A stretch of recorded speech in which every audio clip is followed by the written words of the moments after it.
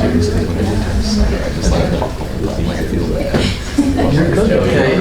a couple of things. One is, just this morning, they came out with a first quarter estimate of GDP. The Bureau of Economic Analysis had their opening first quarter estimate for GDP and real gross domestic product, right, to deal with inflation. And they had that it grew 3.2% in the first quarter. Remember how we were saying that they had problems with underestimating first quarter GDP? Well, they were the economic forecasters that had been pulled by MarketWatch had forecasted 2.3% increase. And so it actually grew at 3.2%.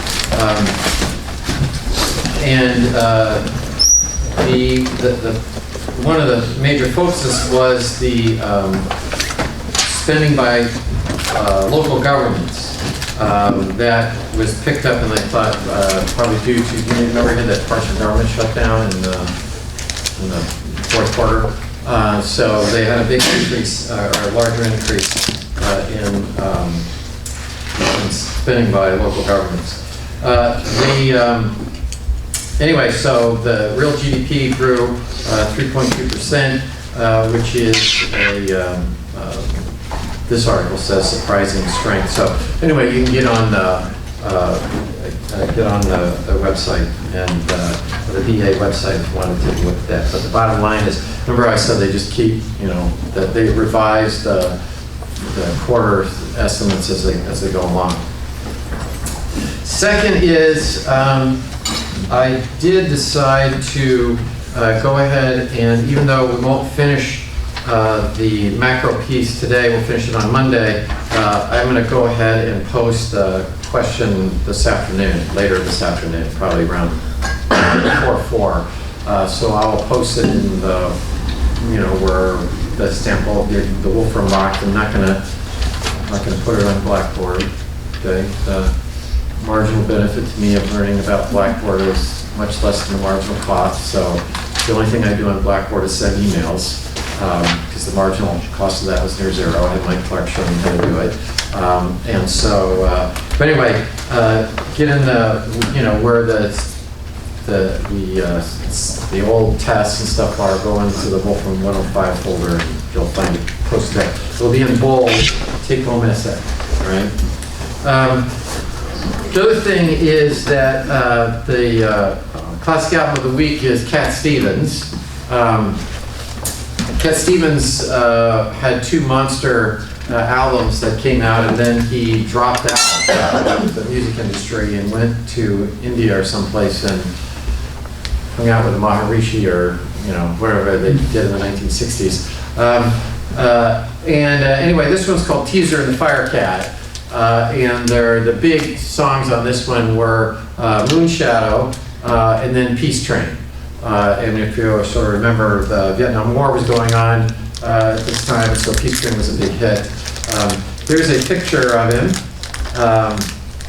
You'll notice that the 3-day beard growth was first there in the 1960s, right? It's not sort of it's sort of come back. It's made a comeback, but it was popular then. Also, if you've been to my office, you'll see I have 2 posters of Clint Eastwood, one from The Good, the Bad, and the Ugly, and the other from an Italian one for a few dollars more. And he had the beard before it became popular. So just everything new was old. All right. So last time we were talking about, and again, in terms of the take-home essay, normally it's about 2.5 pages, including a diagram. I'm obviously going to ask you to do a aggregate demand and aggregate supply. And so when we looked at that, we noted last time that aggregate demand curve would look like this, and the aggregate supply curve would look like this, and full employment was here where the aggregate supply curve becomes vertical, and equilibrium GDP ends up being there at less than full employment. And of course, Keynes's argument was that it could get stuck there, and what are you trying to do? You're trying to shift that aggregate demand curve to the right, and we said that you could do that by increasing consumer demand, by increasing government demand, and by increasing investment demand. We're not going to worry too much about exports minus imports because they're a small fraction of GDP. So we said that you increase consumption demand by reducing taxes, which will increase personal income and increase consumption. And we noted that if you save, that linkage gets broken down, and so you'd like to give tax cuts to people who have high marginal propensity to consume, and so you sort of drive it, if you can drive the tax cut towards lower income people who have higher marginal propensity to consume, then you avoid the paradox of thrift, right? And we said that in 2008, or 2009, Obama was elected in 2008, but in 2009, the first step that he did in terms of fighting the Great Recession that was going on at the time was to reduce the Social Security tax, with the idea being that that would increase the disposable income of people who are more likely to spend, and you'll get more shift in the consumption demand curve to the right if you do that, and so that's what he did.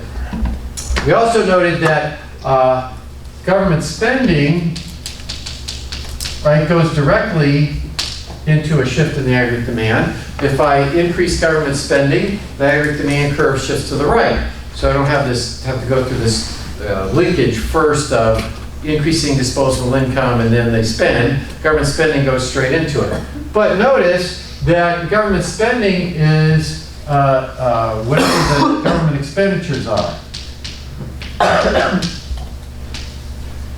Right, is the value. Remember that it says the value of all final goods and services.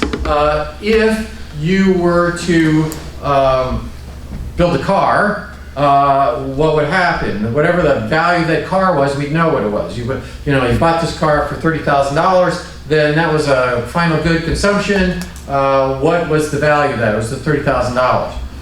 But what happens if the federal government builds let's say the state government builds the Zilwaukee Bridge, okay? Whatever the state of Michigan spends on the Zilwaukee Bridge is what gets counted, right? Because they don't sell parts of the Zilwaukee, they don't charge you to go over the bridge and then add up all the revenue that they receive. That's not the way it works, okay? So any government spending is going to show up in GDP as whatever the government spending was, not some sort of value to that. Well, what did you learn in high school, right? In high school you learned that that World War II got us out of the Great Depression because there was all this government spending. Well, if you were to look up GDP for 1944, what are you going to find? A whole bunch of G there, right? And so the number for GDP is going to be large because you spent all this money building airplanes and tanks and everything and blowing them up, okay? Now, the amount of stuff that you guys had, probably not much better, right? Because we've noted that during World War II, you had shortages of things, right? And you had to get, you couldn't get silk nylons because it was being used for parachutes or whatever. You had to have a food stamp to buy more food, etc. Okay, so but the numbers look like GDP is going up. There's a good book called, and it's paperback. It's really a good book to take a look at. It's called Depression, War, and Cold War. Robert Higgs is the author, and that's one of the things that he points out. It's really three big essays that he wrote that are combined into a book. But that was one of his points: is that if the way you calculate GDP is you count government spending at whatever the spending is, then you're going to look like GDP is growing whenever you increase government spending. So the government were to hire you people. The federal government hired all you people to go dig ditches today and fill them up again. Half of you are going to dig the ditch and the other half are going to fill them up. GDP goes up, right? Because government spending went up, and that's the way we value it. Noted that one of the increases in the first quarter was increases in state and local government spending. okay? So it doesn't matter what they spend it on. If they increase teacher salaries, right, it's going to show up as an increase in GDP. So again, you know, Bob Higgs argues that really it is after the war's over that you get increase in GDP. Again, we've mentioned that Larry Reed's got a piece, Greatness, the Great Depression. Professor Pengrassi's still got a couple of those sitting outside his office if you just want to stop by and pick one of those up. But basically that's the point here. So the third thing we're going to talk about is investment, right? We're not going to talk about exports minus imports because they're such a small fraction of the total GDP. So we're going to talk about investment. So we said investment was what? It's new capital. And we said that capital was any good or service that's used to produce other goods or services. So if you build a factory, right? So if General Motors builds a factory, or if BMW builds a factory in Tennessee, okay, that's new capital. And that's what we said is gross private domestic investment. Right? When we looked up the table 1.5, and we noted that it's about what government spending is in the $3.5 trillion mark. So the new capital, then the question is, how do I get that to happen? Well, one way could be what Keynes called animal spirits. That is, you think the economy's going to do well, and so what do? You decide to build a factory. Okay? You, for example, you read, the announcement that I just took a look at, the Market Watch piece that said that the economy grew by 3.2% in the first quarter, and they were expecting 2.3%. So now you're looking at it and you go, oh my gosh, the economy's expanding. It's a good time to build a factory. Well, that's clearly true that gross private domestic investment is dependent on what people's view of what the economy's doing and what it's going to do in the future. But the question is, how can government use that as a tool to increase investment demand? Well, President Trump could come on and say, okay, America is great again already, and we're getting even greater again, and so the economy's doing great, and it's going to be really going well, and you're, the head of General Motors, and you go, oh my gosh, okay, I guess we better build a factory, okay? Jimmy Carter actually tried that. Didn't work, okay? It's difficult for the government to go out there and persuade you that you ought to go out and build a factory. Okay? So the other major factor has to do with interest rates.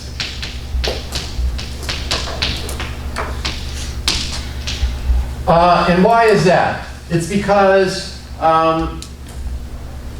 you could do something with your money. You could build a factory. Let's say you're going to spend $10 million to build a factory, right? So we're going to say, okay, I got $10 million, and what I'm going to do is I'm going to build a factory. But what else could you do with your money, right? What do we call that? What do we call the next best alternative? Yeah, opportunity cost, right? So again, we use the idea of opportunity cost, just as we did when we were looking at trade, right? And we're looking at comparative advantage. We got to say, well, what's your opportunity cost? What else could you do? Well, there's lots of things you can do with your money.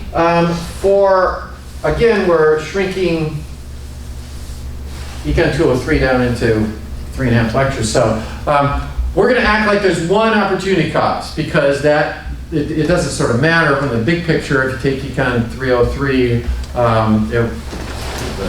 304, whatever intermediate macro is, you can look at it in more detail. But for our perspective, the idea is still going to be the same.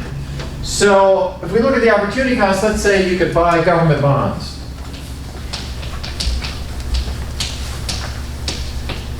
That's what else you can do with your money. I could build this factory, and let's say the factory is going to cost $10 million. I could buy I could buy $10 million of government bonds, right?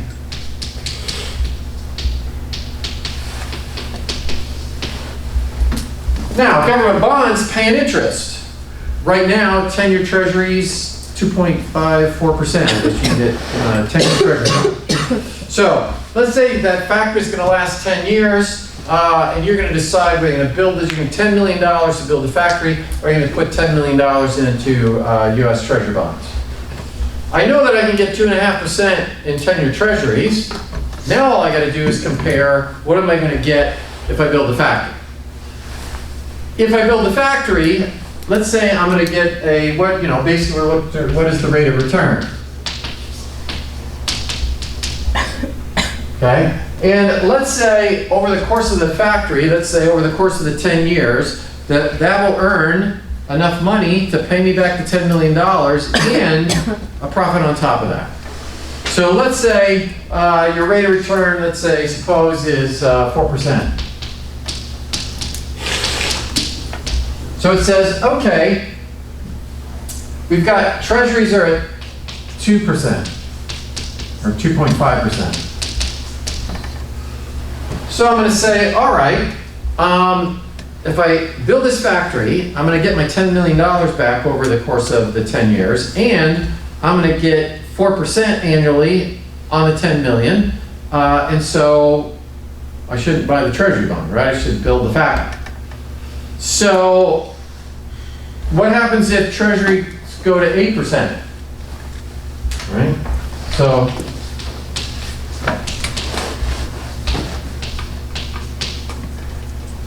you're not going to build a factory, right? If I can earn 8% on U.S. treasuries, and I'm only getting 4% building the factory, I'm not going to build the factory. So what does that tell you? It tells you that the higher the interest rate, the less investment you're going to get, right? Because investment is not buying a bond, right? That's not investment. Investment is new capital. Gross private investment, when you look in table 1.1.5, is how much new capital got there. Did you build the factory or didn't you? So investment demand is going to depend upon the interest rate. And the higher the interest rate, the less investment demand. So if we were to draw that picture, right, because every picture tells a story. So we've got a story that says that at high interest rates, low investment demand. If the interest rate fell to 1%, it'd be easy to build a factory. So if it fell to 0%, you only got to make a little bit on your factory to make that the thing you do. Okay? So that if we were to put interest rate up here, and we would put investment demand down here, it would look like that, right? High interest rates, not too much investment. Low interest rates, a lot more investment, okay? So if I wanted to increase investment demand, I should lower interest rates, right? If the government can lower interest rates, then that's what it ought to do. So the question then becomes, how can the government do that, right? We know the government can increase consumption demand by lowering taxes. We know the government can increase government demand by just simply spending on goods and services.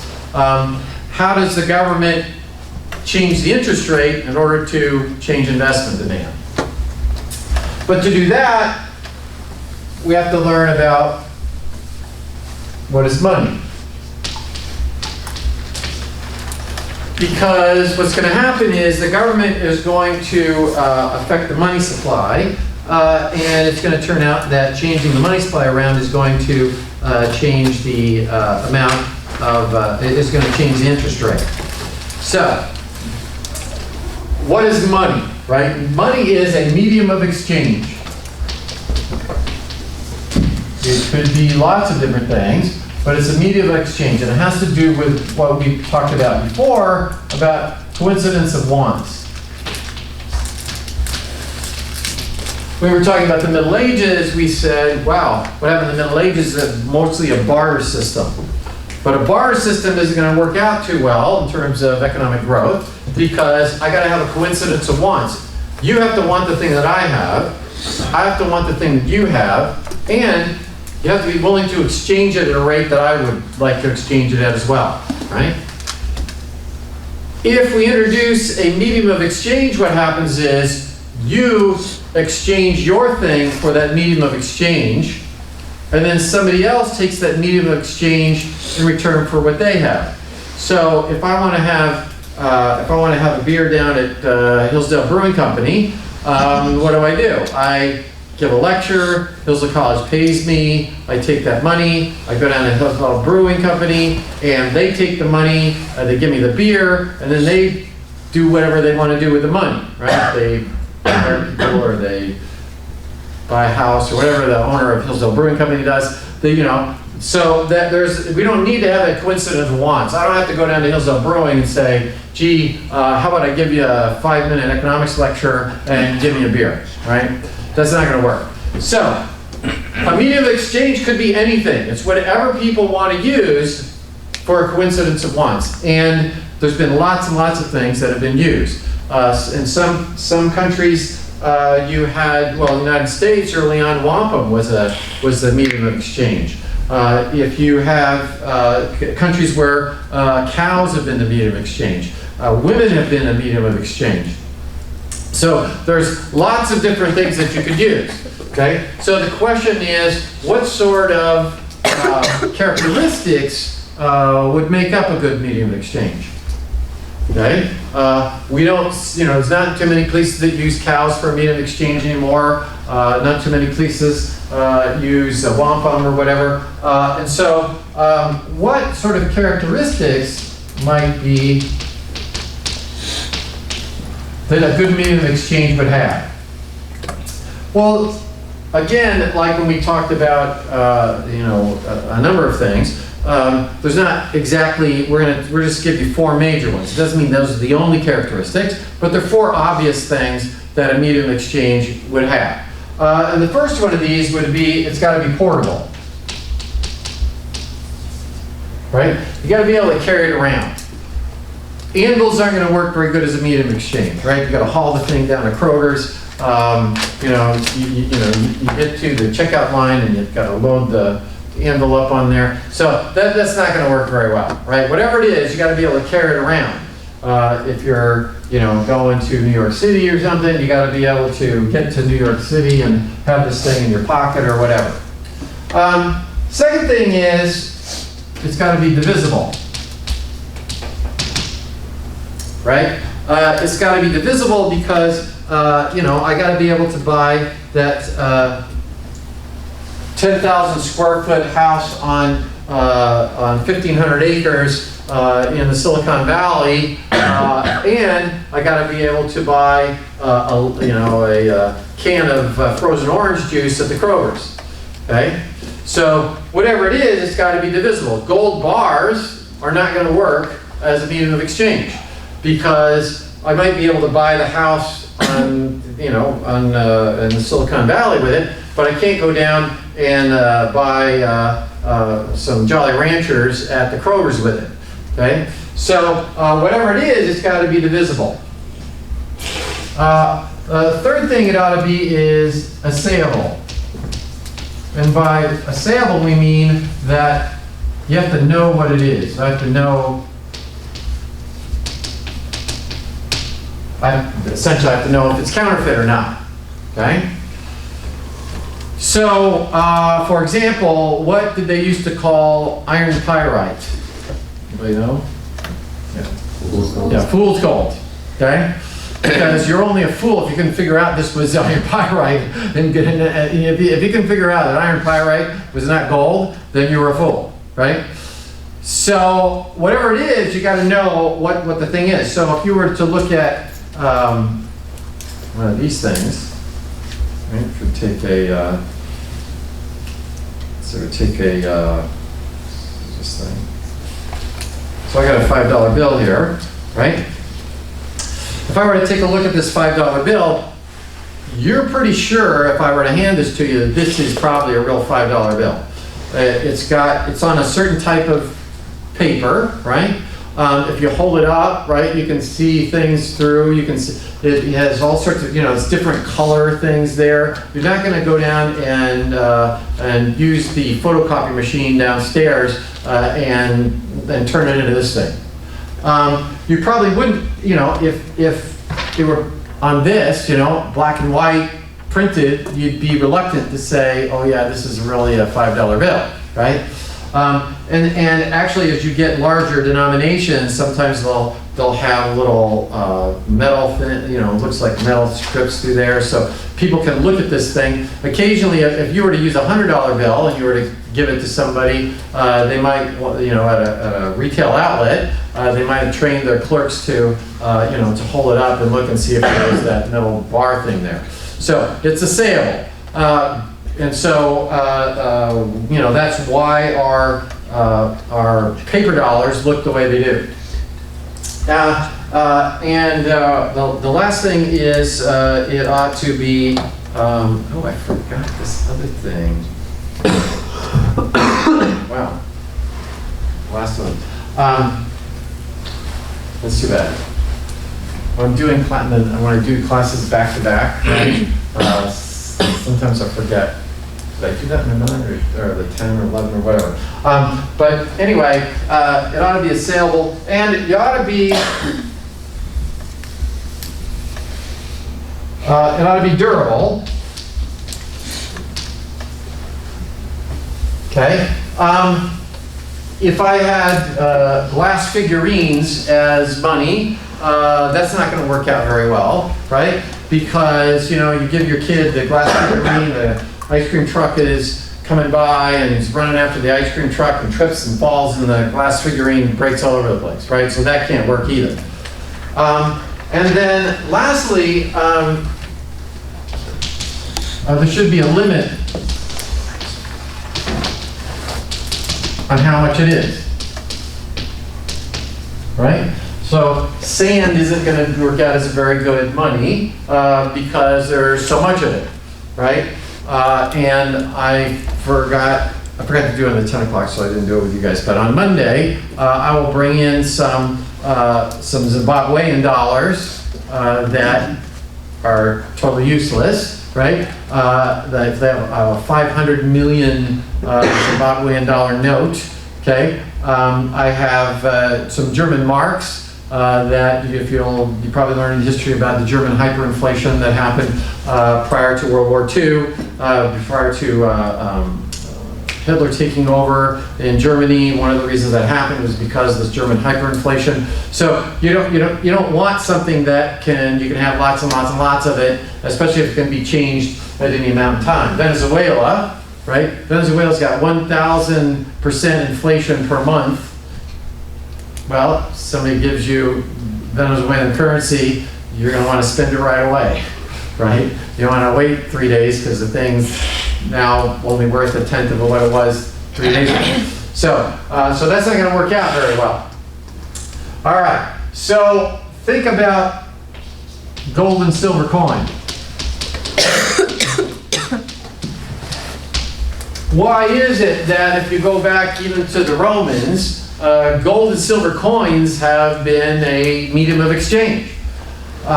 Because they're got all these characteristics, right? You can carry them around, you can make, little coins, you can have gold bars, you can tell what it is, it's durable, they don't break, and there's a limited amount of gold out there, right? So, and silver. So, and we'll talk more about on Monday, perhaps we'll get into the famous William Jennings Bryan Cross the Gold speech. But anyway, gold and silver coins, it's not surprising that they tend to be a dominant use as a medium of exchange. All right, so what is money today in the United States?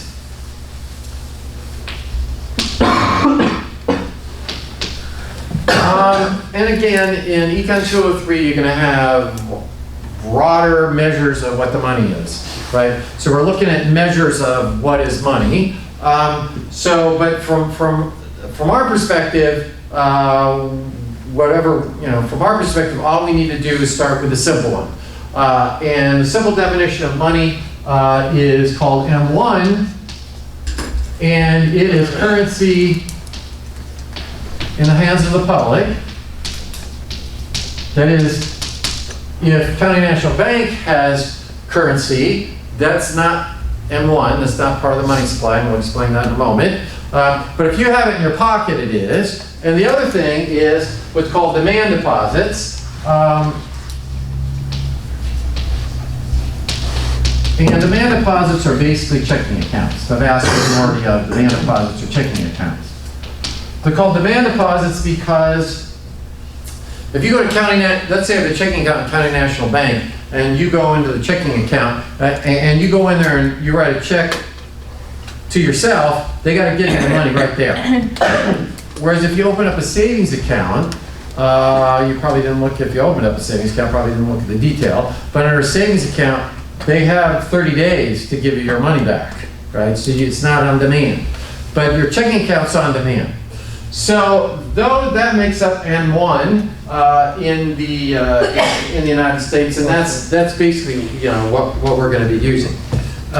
Just to give you an idea how much M1 is, M1 is about $3.8 trillion. Is the total M1, and currency is about currency is about 1.6 trillion, and demand deposits are about 1.5 trillion. There's how many have ever seen a traveler's check? Ooh. So we got one. Most people haven't seen traveler's checks, but if that had been 25 years ago, then you would have had traveler's checks, because if you went somewhere where you didn't have credit cards and debit cards and everything, weren't used very much, and so if you were to lose your money, right, you could get it back if it were a traveler's check. So what you do is you buy a traveler's check, and they charge you to do that. But anyway, traveler's checks are less than $2 billion now, so hardly anybody uses them. But so the major components then of M1 are currency in the hands of the public plus demand deposits. It's interesting that currency has become a much larger fraction of M1 than it used to be. In fact, I just looked at some earlier data. If you looked at in January of 1959, currency was $28 billion and demand deposits were $110 billion. If you look at 1960, currency was $30 billion, versus 1962, currency was $30 billion and demand deposits were $116 billion. So currency was a much smaller fraction. Today, really in the last 15 years or so, currency's become a much larger share. Now, why would that be? I don't really know. I have a couple of hypotheses. One is that a number of countries are starting to use U.S. currency as part of their money supply. If you go to Zimbabwe, you'll find that because Zimbabwe had such hyperinflation, that you can use dollars. That in fact they prefer that you use dollars. You can use euros. But you can use dollars to buy stuff in Zimbabwe. Second is, if you had an industry that, let's say you were head of a drug cartel, you probably don't want to have a checking account, right? Here's 15 grams of cocaine. Would you mind writing a check for it, right? I'm going to put it in my checking account, right? That doesn't happen. Notice that there are 33 states now that have medical marijuana and 10 states that have recreational marijuana. Well, if you have a medical marijuana business, okay, and you sell the stuff and you're getting money in, if you were to put it in the bank, marijuana is still a Schedule I drug, and so is against the law to have possession of under the federal law. And so if you're a member of the Federal Reserve Bank, or even not, if you take cash, if you were to give a checking account to a medical marijuana processor, then you could be in charge of money laundering. So there's, I mean, you can look at articles and stuff on how this medical marijuana industry is developing because they have to deal with cash. And it turns out that in the last month or so, the Federal Reserve has been trying to deal with that, to make it so that because, you know, obviously there's all this cash running around, and you know, people might want to, if you're carrying around $500,000 in cash and you're going to take it somewhere, so you don't want to put it in the bank, right? You can put the money in the bank, you might get robbed, and so they're trying to deal with that. But bottom line is, currency in the hands of the public and demand deposits are about the same now, and it's been an increase in currency as a fraction over time. All right, so now let's take a look at how banks work. Suppose, you know, if we were to take a look at, so suppose that what happens is Lauren finds a $20 bill on the ground. Right? So it was sitting around, nobody had it, it was laying there on the ground, and so now she's got $20 in her pocket, right? So now what's happened is there's now $20 that wasn't there before. So M1 is now $20 higher, okay? So let's say what she does is she takes it to County National Bank, okay? And she puts it into County National Bank. She deposits in County National Bank, and so now what happens? She's got a checking account. They give her a checking account.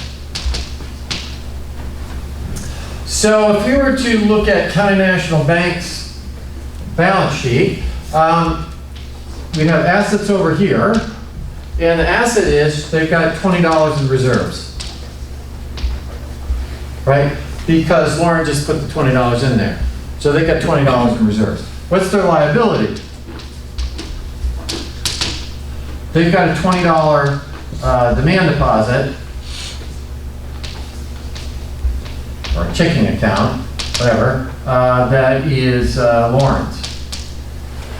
Okay? So assets are 20, liabilities are 20, good to go.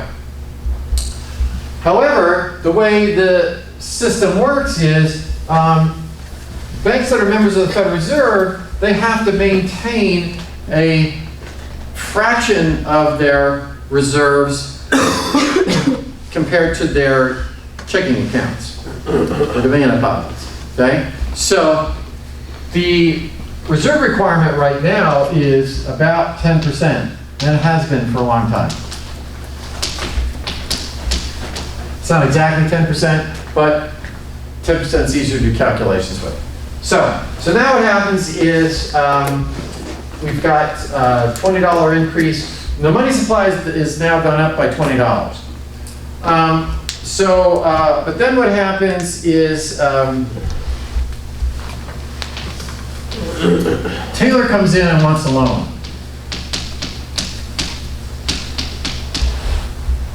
Well, if we go back over here and we look at these reserves, this is made up of $2 in required reserves, right?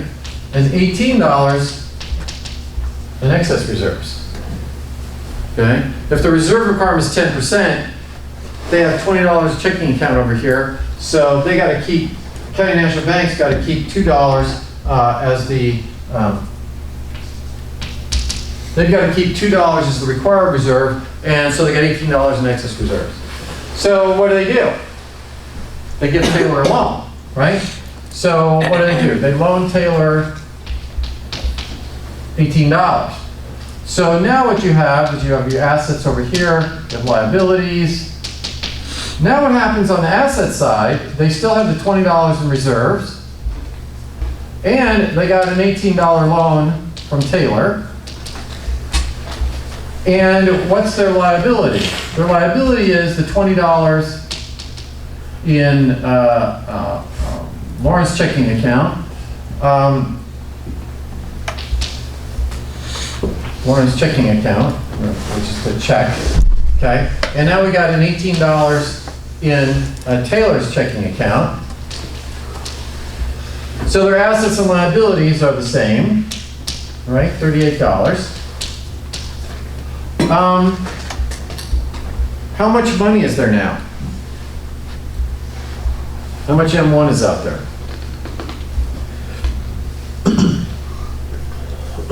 Well, what's M1? Checking accounts, right? So how much checking accounts are there?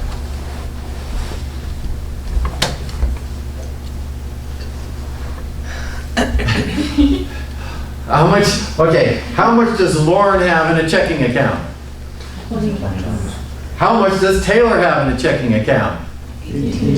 How much is that up to? 38. Okay. So now what happens is there's $38 in money out there, right? It's only 20 when we started. Magically, there's now $38, right? So out of the $20 that got put into the reserves, you only have you now got $38. But now what happens? The the required reserves are now what? 3.8, which leaves how much? 16.2, right? Because they got to keep 10% of the checking accounts on reserves. So now this is 3.8 in required reserves and 16.2 in excess reserves. Well, now what happens? Mason comes in. Mason wants a loan. Okay, so County National Bank goes, oh, I got $16.2 in excess reserves. Guess what? I'll loan you $16.2. So now what happens is, so Mason gets a loan for $16.2. So now what happens is, what's my assets? My assets are now, I got $20 in reserves. I got a, what did I go on Taylor? 18. So I got $18 Taylor loan, and now I got $16.2 in, who do I have to take out the loan? Mason? Okay. So I got Mason's loan. So my assets are now 0.2, 14, 2, 3, 54, and 54.2. And if I go over here, what do I have on my liability side? I got the different checking accounts, right? I got 20, I got 18, and I got 16.2. So I got 54.2. So my assets and liabilities come out, and now we got $54 in money out there now. Notice that I only got $5.42 in required reserves. So anybody else comes in, I can loan out the excess, right? So if the banks were to loan out,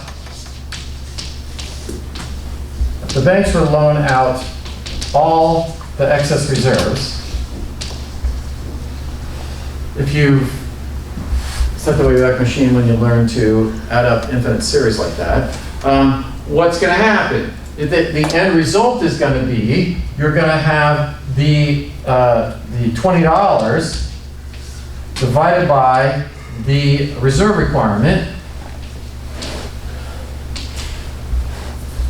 The reserve requirement here, and that's going to be $20 divided by 1/10 or 10%, which is going to be $200. So if we stick $20 into the bank's reserves, if I get $20 into the bank's excess reserves, and they don't hold excess reserves, if they loan it all out, you're going to end up with $200 in M1. So the banks have magically turned $20 in reserves into $200 of the money supply. Now, a couple things. One is, we're going to find out on Monday, is that